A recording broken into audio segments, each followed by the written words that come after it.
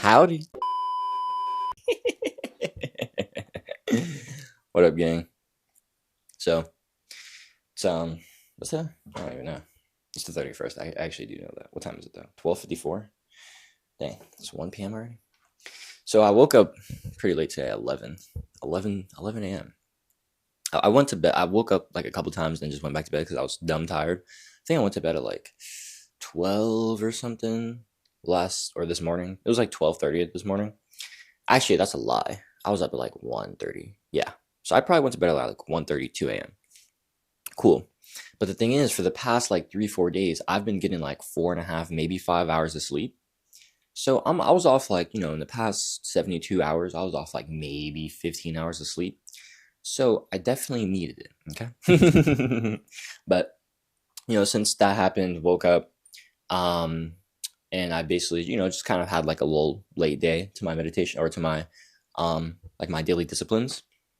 I'll show you guys. I got my daily disciplines here, and I checked off my meditation. So I'll just check that off real quick. Yoink. And then I was doing my metaphysicist practice, which is reading the Tao Te Ching and the course. But basically, I was just reading the Tao Te Ching, and I wanted to spit at you guys about this because this part, I mean, honestly, I'm not gonna lie. Every day I've read the Tao Te Ching, it's just fucking hit. I'm not gonna lie. This book is so fucking beautiful. But I want to read you guys this one because this is sauce right here. This is chapter 28. Know yourself. Those who know both their masculine and their feminine sides become fruitful like the valleys of earth. Being like the valleys of earth, their vitality will not desert them. They will remain energetic as children. Those who know both their strengths and their limits become models worth following. Being worthy models, their vitality will not fail them. They will radiate simplicity. Radiating simplicity, wise rulers inspire others to follow their path. Such is the making of great administration. So I want to break this down into a few parts. The first part is the first like a little blurb, first meditation. Those who know both their masculine and their feminine sides become fruitful like the valleys of earth. And so what this is saying is when you understand both of your masculine and feminine principles, when you can bring these two things together, you will create great abundance. You will be fruitful like the valleys of earth. What does it mean by that? Well, I want you to think of it like this. The feminine is an ocean. The masculine creates canals for that ocean. And so if you think of it as like a river, going through a canal or a valley, you have this flow of life, this abundant flow of life, right? The vastness ocean of the feminine. But the thing is, the feminine is directionless. An ocean is inherently directionless, right? It's one. And so the masculine comes and it channels, right?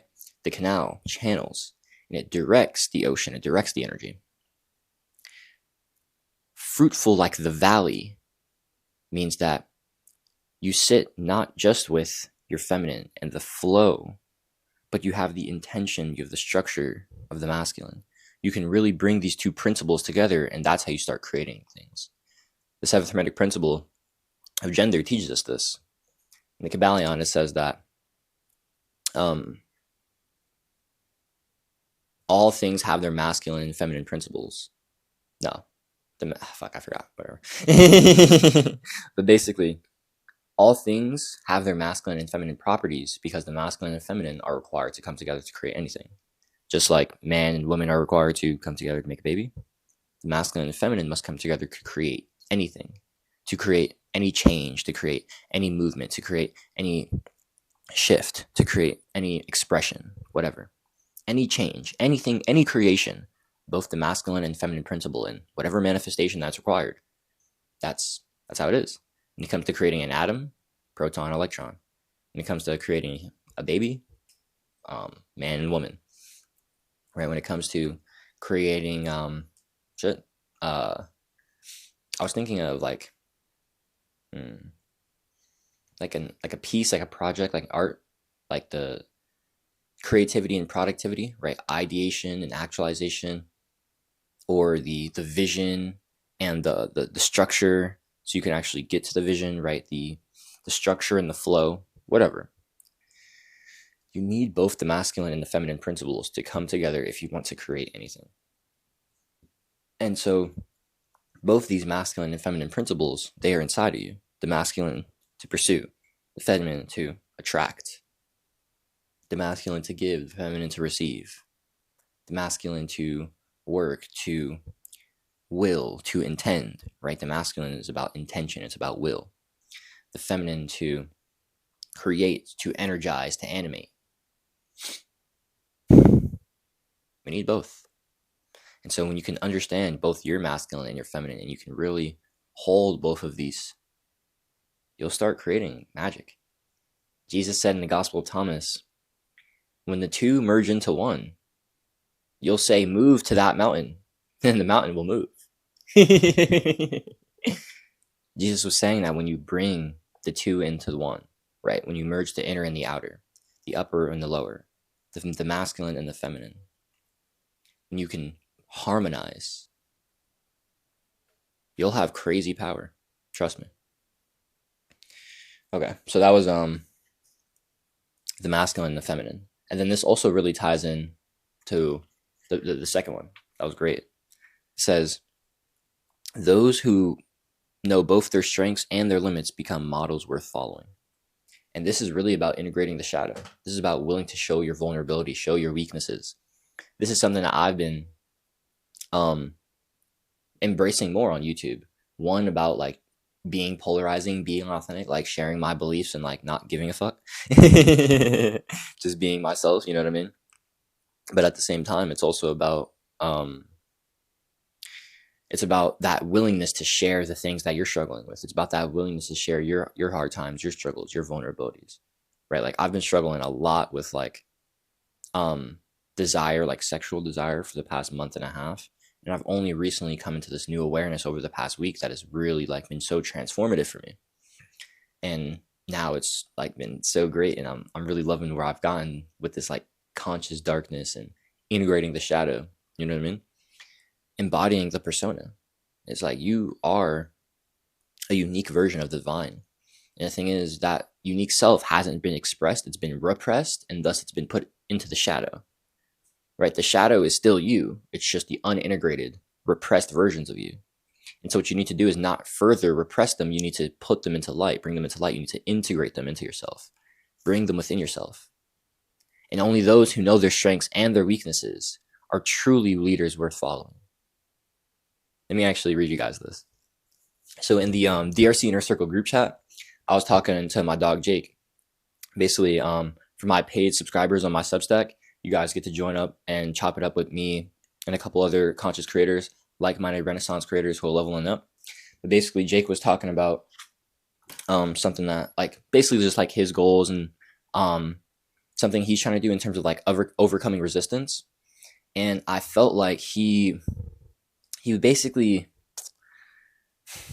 I felt like what he was trying to do was too, like the resistance was too big in terms of like his current identity to where he was trying to go. And that seemed problematic because it seemed like he was trying to lean over his edge too much. You know what I mean? And when I seen lean over his edge, this is what I mean. Give me a second, let me find it.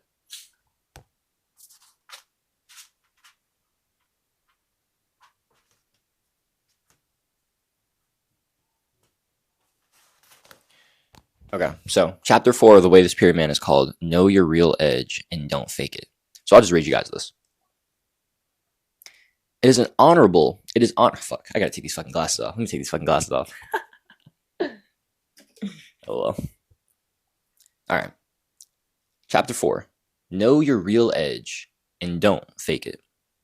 It is honorable for a man to admit his fears, resistance, and edge of practice. It is simply true that each man has his limit, his capacity for growth, and his destiny.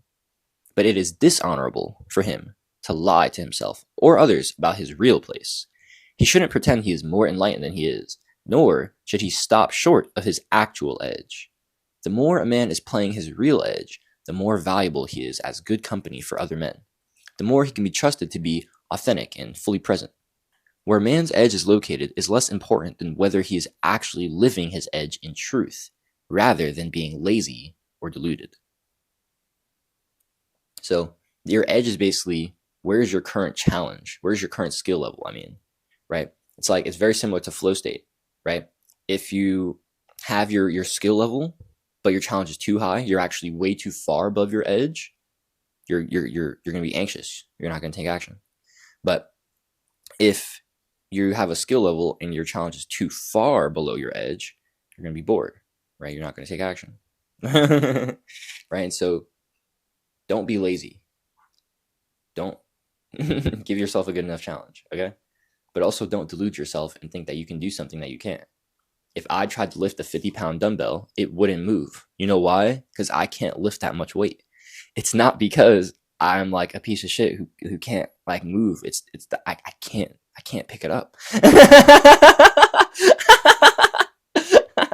You know what I mean? And so it's like, know your edge, know what you're capable of, and don't bullshit yourself.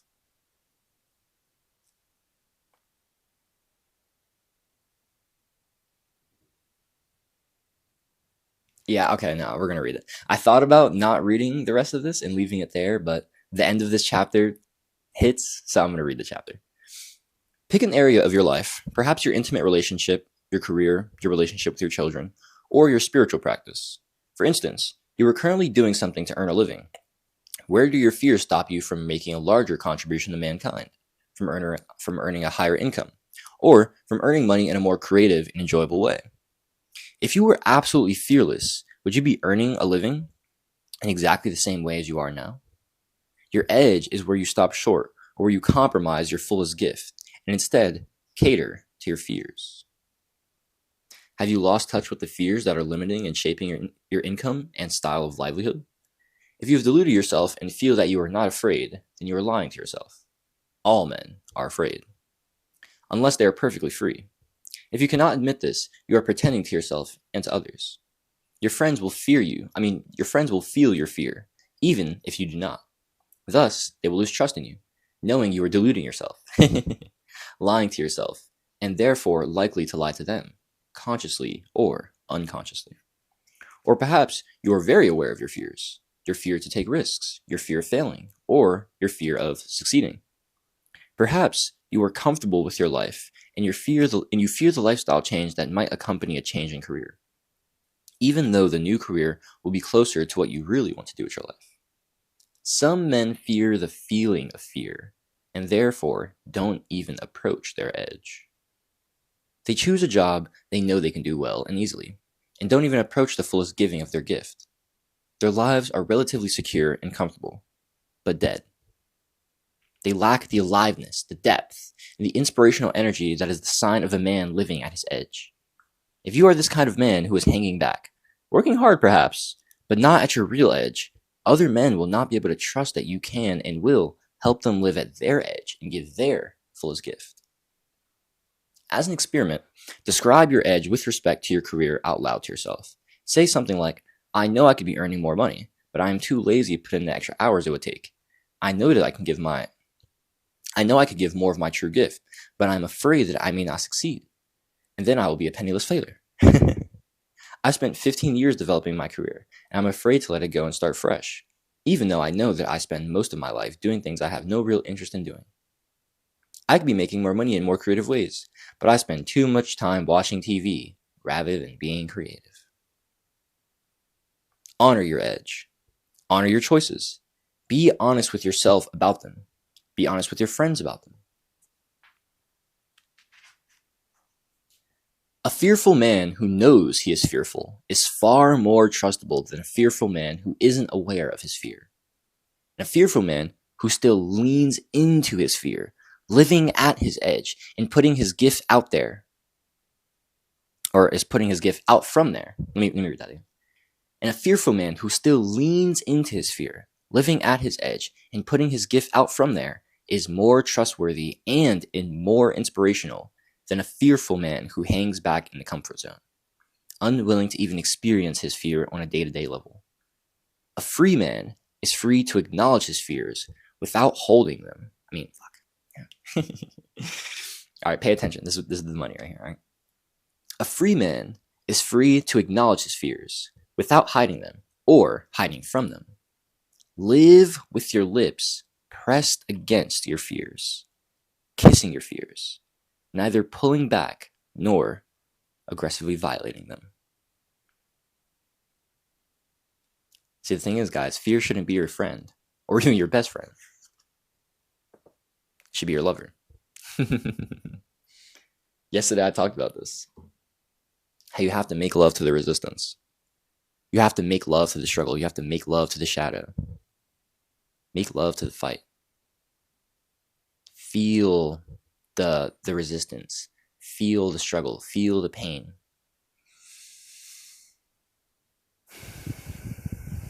Embrace it. Accept it. Hold it in your awareness. Feel it in your body. Allow it to be. Don't deny it. Don't deny your feelings. Don't deny anything. Don't deny any part of yourself. Because I can guarantee that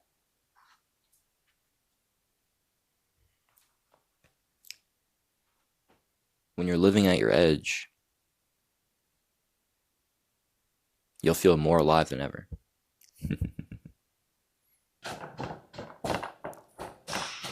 Yesterday when I was on that treadmill and I was like going fucking crazy, bro. You know, I think more than anything, I love training because it proves that I can't fake it. It's like, you know, when you could have pushed harder. You know when you're pushing, and you know when you could have got another rep in. You know when you were, you know, like yesterday I was on the hang. I was doing 2 arm active hangs, and I kid you not, on my second one, I think the first one I did like a minute.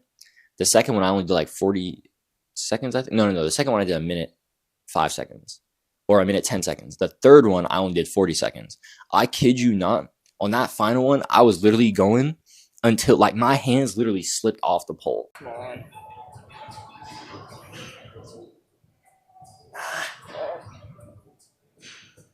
Oh my god, my slip is slipping. Come on.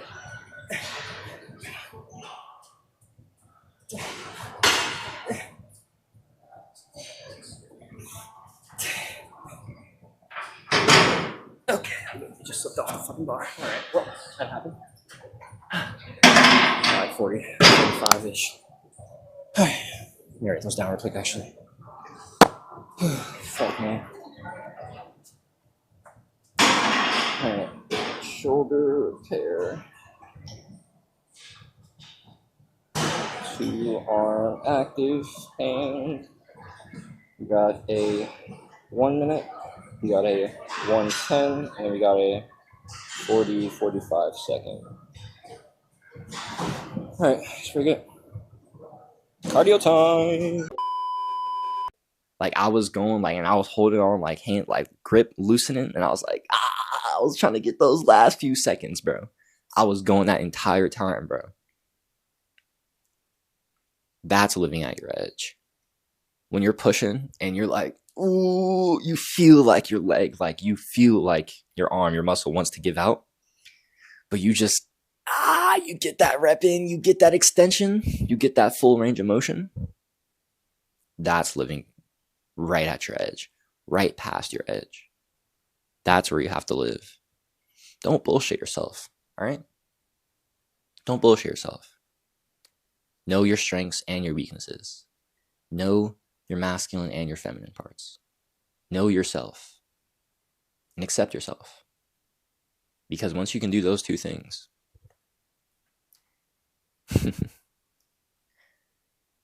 your power will be crazy. Yeah.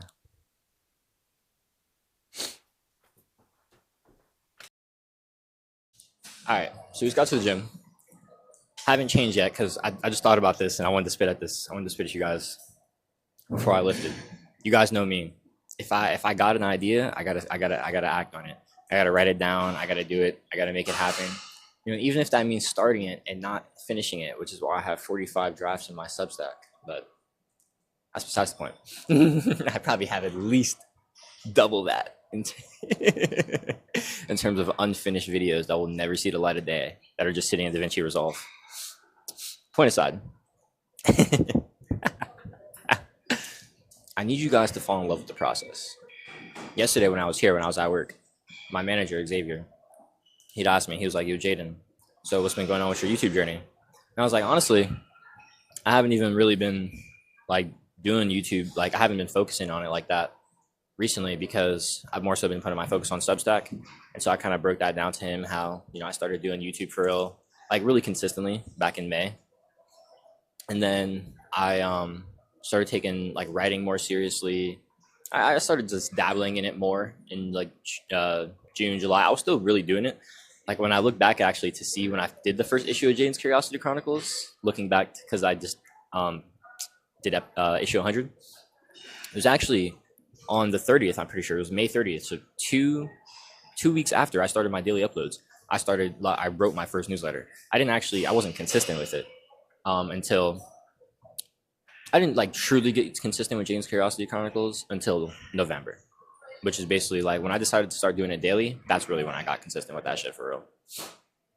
But I just told him that now I'm kind of gotten to the point where I want to start getting back into vlogging again, because I've been feeling that call. And I've gone to this point now where I love that I feel more established with like my writing and like finding my voice. And this now allows me to approach my speaking and my just on the fly talking even better, right? And so it's like I've been in this period of where I'm not really focusing on much on YouTube at all, or on video. And honestly, I'm really still not going to put much intention into like trying to get better at the game of YouTube itself. I'm just trying to get better at the game of life. I'm trying to get better at the game of philosophy, the game of storytelling, the game of filmmaking. I'm playing those games. And with those games, and the game of writing, the game of articulation, the game of communication, the game of persuasion, it's like with these games, that's really where my fulfillment, that's really where my enjoyment, and that's where I know the results will really come in.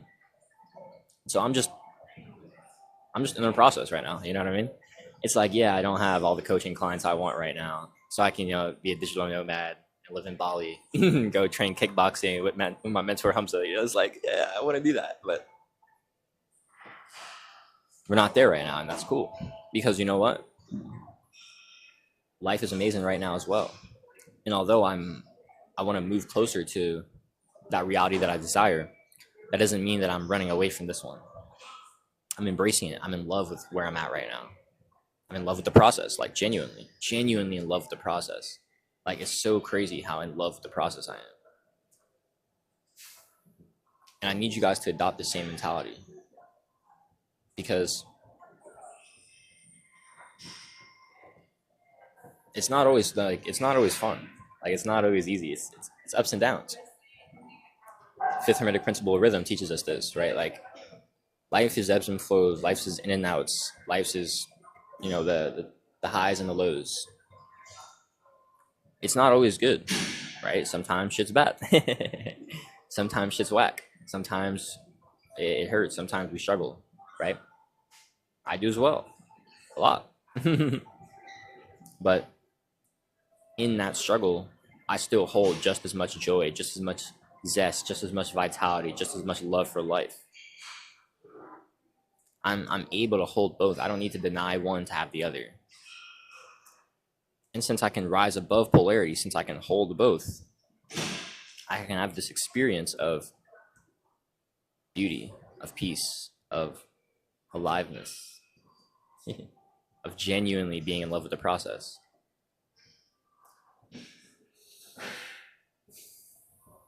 Let me tell you guys about like my meditation journey real quick. So I started meditating back in October 2023. October was a big month for me. I started meditating and journaling in October 2023, I'm pretty sure. Yeah. But it was very inconsistent, right? It was super inconsistent. I was getting consistent with it a bit in December, and I actually got this meditation course from Dr. K, which was awesome. I actually want to revisit that. It's going to be cool to revisit that like a year later with like my new perspective on metaphysics and all the things I know now. Like I didn't like know shit about metaphysics back then or anything. So that would be cool. But I was actually thinking about that during my meditation 2 days ago. But I I got to this point where I was meditating like every day in December, but then I burnt out because I was trying to like increase the challenge too much every day. I was kind of like, I think I was trying to do like a minute every day. So I was like, I think I started at like 5 or 6. I think I started at 5 minutes or 2 minutes or some shit. And I was just going like one every day. Or maybe it was 30 seconds. I don't know. But I got to this point where I kind of like just hit my cap and I like hit the edge and then I just stopped. I froze. And that's because I hit my edge and I couldn't keep moving. Like I was telling you guys earlier, it's like, know your edge and don't fake it. If that's my edge, I can't move past it, right? Like I couldn't sit here and try to fucking do a dumbbell curl with 50 pounds. That shit would not go up. Yeah, right? And it's like, that's not because I'm a pussy. That's because I can't lift the fucking weight. Like that's a skill issue. You know what I'm saying? It's a skill issue. It's not a value issue. It's not because I suck. It's because I don't have the skills. My skills suck, right? That's not a part of my value. That's just what I can create, right? Your worth is not tied to the externals. It's not tied to what you can produce. Your worth is infinite. Your worth is eternal. But your skills, things that can be applied to creating change in this physical reality, those things do matter just as much as your inner world. They're just as important, right? Like I used to be on some cap shit back in like August, thinking that I was gonna, like make money online and shit, like purely in the inner world. Like I was in La La Land, bro. I'm not gonna lie to y'all. I was in fucking La La Land. I wasn't living in the physical plane. I wasn't on Earth. I was in like metaphysical Jaden land or some bullshit. I don't know where I was. I don't know. But I wasn't able to embrace that, right? I couldn't hold that. And that inability to hold led me to suffer because I wasn't actually holding the truth of reality, right? The truth of reality isn't just the absolute. Actually, no, hold on. Let me read this. I wrote about this the other day. Wrote a little banger note on this. Let me find it. Find it too fizzy. Okay. You are not experiencing reality at its absolute truth. You are experiencing reality at your relative truth based on your relative perspective or perception. Your perception creates your reality. This is law. For the alchemist, it can be wielded to consciously transmute lower vibrational experiences to higher vibrational experiences. For those ignorant to the truth of their inner power and absolute nature, it can catalyze cycles of great suffering. Both experiences are available to you. It's all a matter of your choice. Right? So like I said, the alchemist can wield these laws to consciously transmute lower vibrational experiences to higher vibrational experiences. To transmute pain into purpose, to transmute suffering and struggle into wisdom, into service, right? It's like I find this in myself all the time. Like actually, you know what? While I was doing the painting today, like the spray paint, bro, I put like the yellow marker in and that bitch started coming out green. I was like, hold up, what the fuck is going on? I was mad sticking, right? I wanted to start using yellow because I wanted to do like a yellow star, like a comet. And that bitch started coming out green. Well, I was like, well, that's cooked. And yeah, like I could have sat there and started bitching and complaining, right? I could have. Sure. Would that have done shit for me though? No. It's like, what would have bitching and complaining done for me? I was like, all right, how can I transmute this? That's literally the question I ask myself. Like, I swear to God, every time I experience something where it's like, fuck, this sucks. You know what I mean? Like, bro, my phone literally fell out of my pocket while I was sprinting across the street and it broke. And I was like, fuck, that sucks. Like, I was kind of bitching for like a few minutes. It's fine. You can bitch for a bit. You can be in that. But don't stay in that forever. Like, feel and experience what you have to feel, right? Don't deny your emotions. Feel your emotions. right? When my phone fell, I was pissed. I was like, fuck, this is fucking whack as hell, right? Like that shit was trash. But then I pulled it out and I started like trying out the camera, and I saw that like the way that it let the light in, like certain beams of light, like kind of came in at like a really cool way to where it wasn't doing that normally. And I was like, yo, I wouldn't be able to get these kind of shots with a normal camera, with a non-broken camera. And so because I have this broken camera, this allows for unique vehicles of expression. Is it really broken? Objectively, sure, but subjectively. Yo, are you? You are now. Riley said, "Hey." It's my coworker. You want to say what's up? They can't hear y'all because like I have the mic here. You know what I mean? Hey guys, how's it going? My name's Riley. I'm Jaden's favorite coworker. Sure. If she wants to believe that. I am. I'm also leaving in the next few months. Oh, where? Within 1 month, I'm going to the Coast Guard. Oh, where? Yeah. Wish me luck, guys, in the comments down below. And then he'll put my. Is this going on YouTube? Yeah. Okay, and my Instagram is 333.rhx, and he'll put it up on the screen right here. I'm not. Yes, he is. I'm definitely not. He's going to. I'm not. Why are you going to the Coast Guard? Because I want to. Oh, that's cool. Why? Are you interviewing me now? Yeah. Oh, okay. Yeah. Why? Because great opportunity. Why do you say that? Because I don't want to go to college. That's fair. Yeah. Me either. So what are you doing with your life? Business. Oh. And art. And YouTube? Yeah. Okay. Yeah. And writing books. Yeah. And a lot of other things. What are you talking to them about? What was I just talking about? I forgot. Hold on, let me see. Oh yeah. I was being a philosopher because that's what I am. But I was basically talking about how you choose the way like you experience something is based on how you perceive it. Yeah. Right? So it's like we all have the ability to like I was giving this example before I came over here. I was like I just bought this kind of like paint sprayer, like spray painter. And it's kind of cool because it's like I like put markers in there and it like sprays off the marker. And so I was using like a blue one and then I put a yellow one in and it came out green. And I was like, oh fuck, I did not want that because I wanted yellow, right? I was like, I had this like blue background and I wanted to use yellow for like a star. Shit comes out green. Well, I'm like, well, that fucks up the star vision. So, right? And so I was like, well, I could have sat there and started bitching about it and like been that. And I was a little bit, but it's like, yeah, we can't do anything about it now. So we just do something else with it, right? You just start making something else. Right. So I just started making like a character out of it.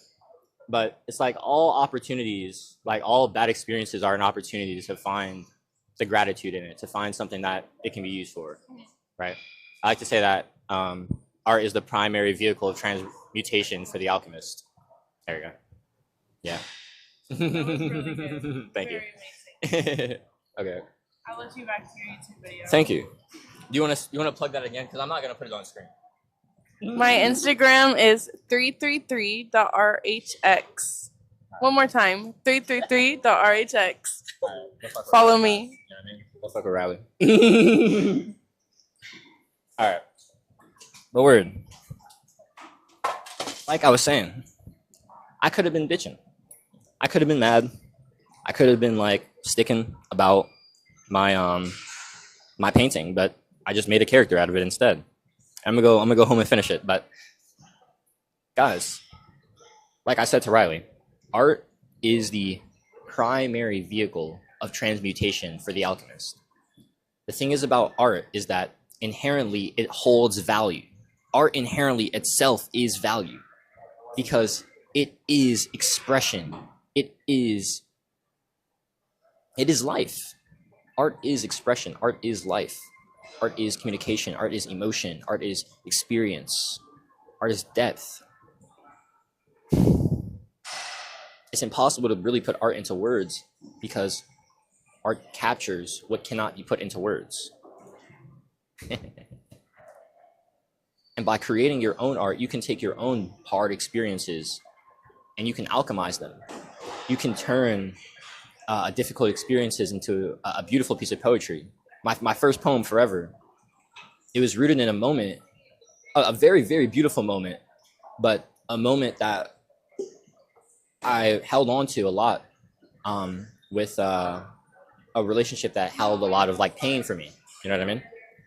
And man, making that poem it made me just see even more gratitude that I had for that relationship, even more pleasure and more depth and more appreciation for that experience that I had and for the heartbreak that I got from it as well. We can put our pain into our art through poetry, through story, through content, right? Just sitting here and telling my story right here to you right now, sharing my vulnerability, sharing my struggles, sharing my L's, right? Sharing my wins, my losses, my mistakes, whatever, blah, blah, blah, blah, blah, blah, blah, blah. Doing these things allows me to take what was shadow, take what was dark, take what was painful, and actually give it purpose, right? I was listening to an Aubrey Marcus podcast 2 days ago, and he said that he doesn't like when people say everything happens for a reason. And I was like, wait, what? Because I love when people say that. He says, God, you have to give it a reason. And I was like, there's a bit of nuance. There's a bit of a caveat there. It's like, yeah, that's very true, because inherently, unless you give it the reason, unless you choose to be grateful, unless you choose to perceive the value in the situation, it won't be there. Unless I chose to see that this painting wasn't fucked, now that it was no longer going to be a yellow star and it was now going to be like a green character.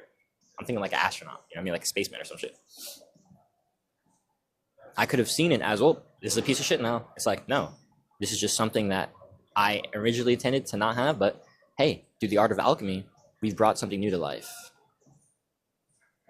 Life is going to throw you curveballs. Life is going to smack you the fuck down. Are you going to transmute it?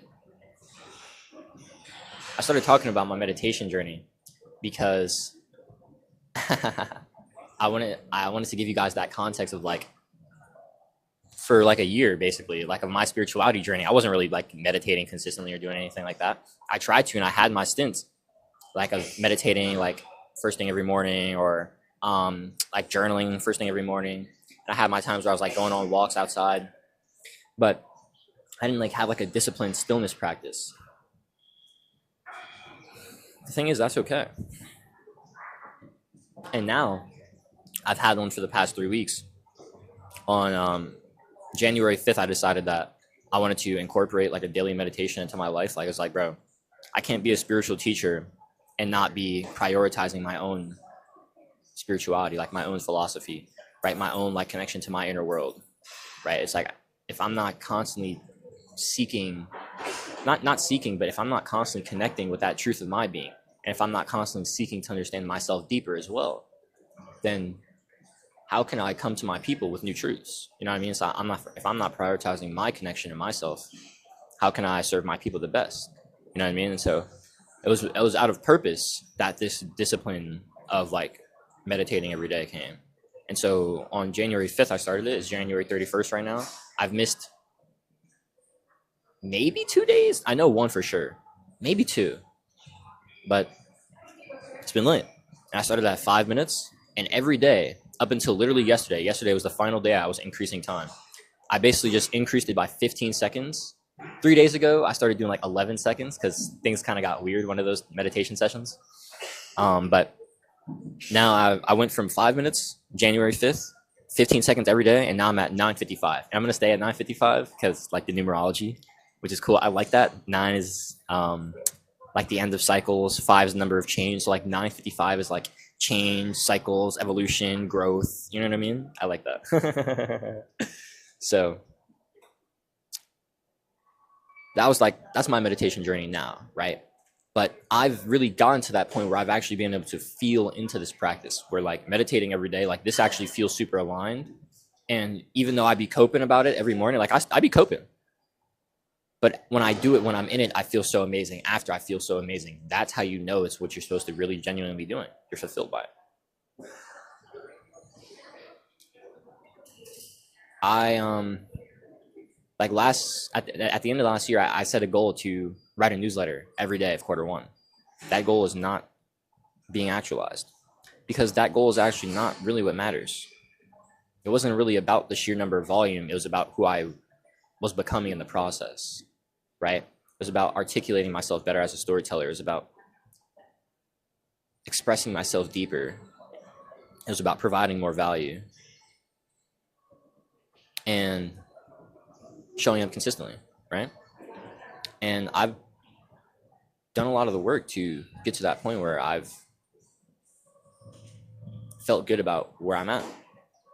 And so, like, if I don't write an issue, like, I have an intention to write Jane's Curiosity Chronicles every day. I have an intention to do Road to Renaissance every day. If I don't do them, that's fine. I don't have an expectation to do them every day, though. I want to do it because I want to show up and I want to create consistently every day, honestly. I just love creating. I love writing every day. I love making vlogs. I just love doing this shit. And when I'm not doing it, it doesn't feel as good. I love showing up every day. It just feels amazing. But I don't love feeling like a piece of shit when I miss a day. I don't love feeling obligated to show up and not do something that isn't even good just because, you know, I have to check a box. That's how I felt. Like the last week, like week and a half of Road to Renaissance during December when I was doing it daily, that shit just felt like trash, bro. It was like, fuck. I feel like I'm just doing this just to do it now. And that should never be how it feels, bro. You should never be just doing it just to do it. Nah. If you're not in love with the process, your process is fucked up. All right? And so I need you to start small. And don't be so hard on yourself. Start with just 5 minutes. Right? Like I was bullshitting about doing like my painting before I came to the gym. I was like, oh yeah, I'll just do it after, you know what I mean? But I was like, nah, bro, I can start making something happen in this like 15 minutes that I got. And I did. And now I have something to work off. Don't bullshit yourself. You have 5, 10, 15 minutes, and you actually can make genuine progress in that 5, 10, 15 minutes. If you just drop your ego and allowed yourself to fucking do it, you would do it. Start small. Start anywhere. Just fucking start, bro. Choose to be grateful. Devote to your art. Commit to the fight. Catch y'all. No, it's big white, she big looking down. Football eyes.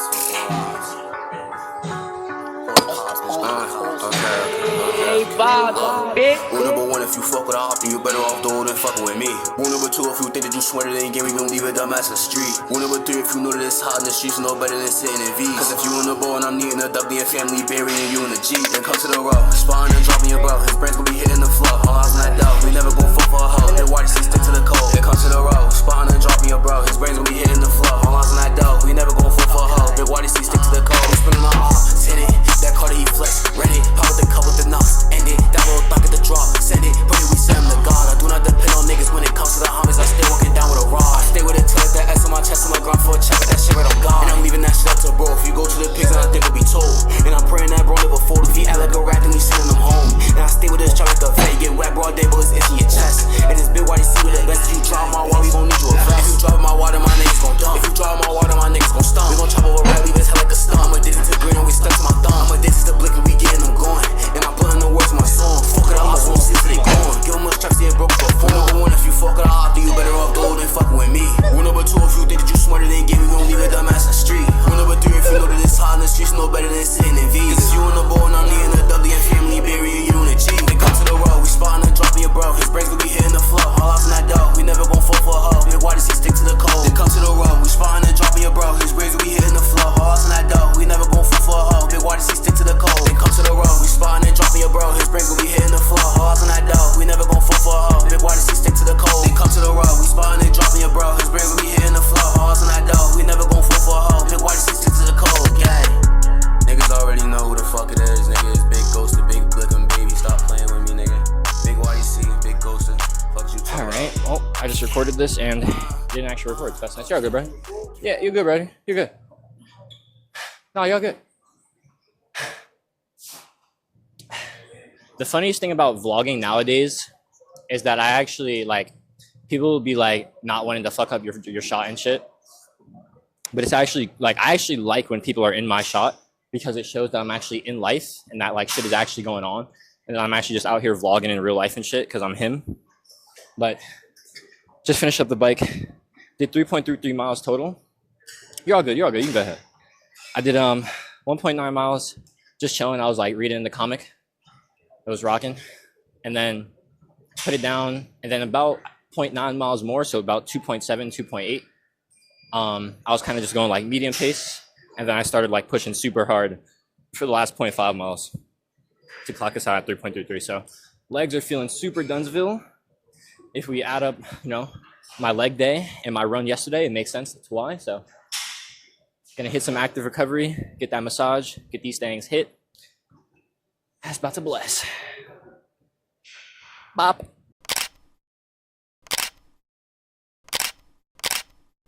The hands of a Renaissance man.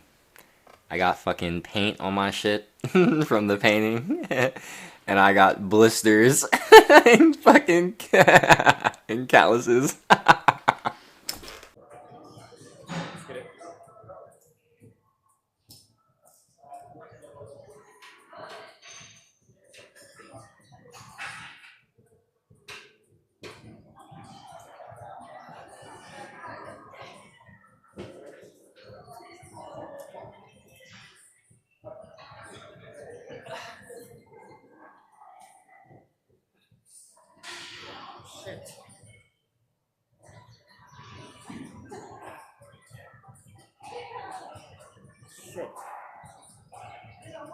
Shit. All right, maybe I should call it here. Look at that shit, bro. That is not good. I should. All right, you know what? I'm gonna call it for the bars. From training and like doing like the bars for my shoulder repair. I was doing pull-ups the other day too. Love life. Feeling like a real warrior poet. That's something I've been playing around with from Aubrey Marcus. He called it the ethos of the warrior poet. And the warrior is the fighter and the poet is the feeler. Right? And the ethos of the warrior poet has 5 codes. Number 1, choose to be grateful. Number 2, devote to your art. Number 3, commit to the fight.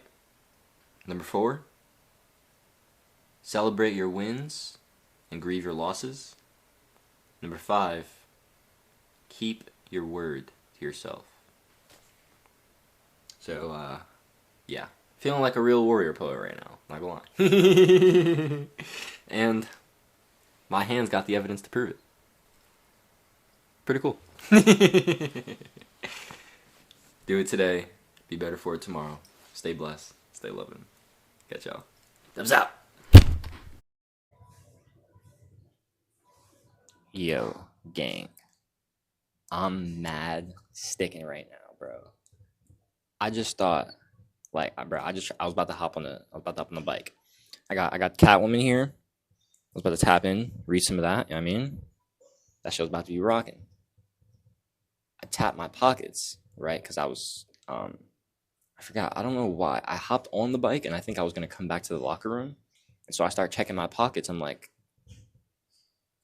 where the fuck is my key at?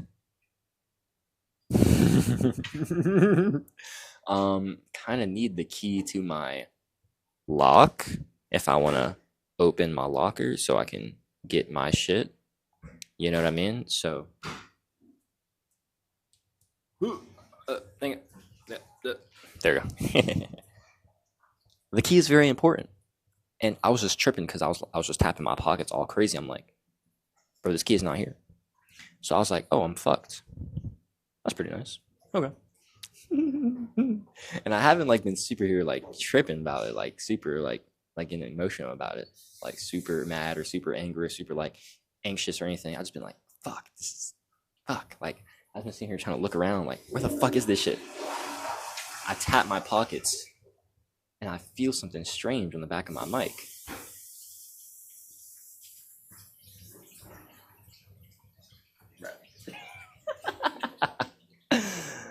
Ah, life.